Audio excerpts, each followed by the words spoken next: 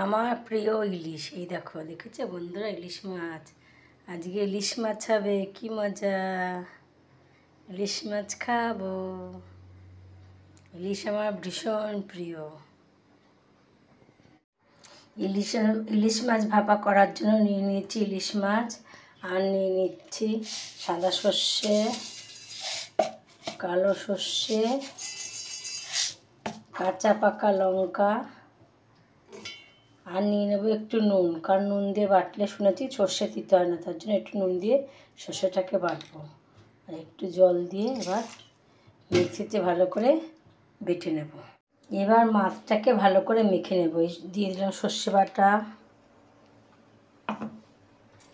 হলুদ, নুনটা একটু কম দেবো কারণ সর্ষে বাটায় দিয়েছিলাম, ওই জন্য সামান্য একটু নুন দিলাম।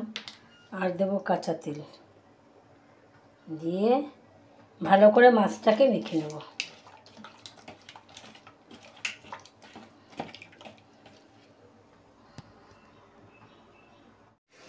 কিছুক্ষণ বাদে ফিরে এলাম, ঢাকনাটা খুলে দেখি মাছটা হয়ে গেছে। সর্ষে বাটাটা নামানোর আগে আমরা একটু কাঁচা তেল ছড়িয়ে দিই।